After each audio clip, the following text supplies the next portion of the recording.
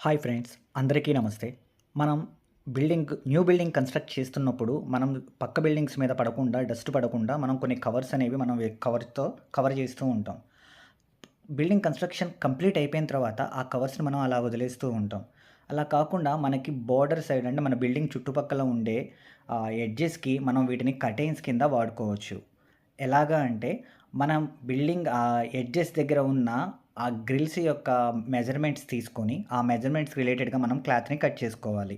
తరువాత ఆ క్లాత్‌కి ఎక్స్‌ట్రా గనక ఏమన్నా ఉంటే ఆ ఎడ్జెస్‌ని మొత్తం మనం సిజర్‌తో నెమ్మదిగా రిమూవ్ చేసుకుంటూ ఉండాలి.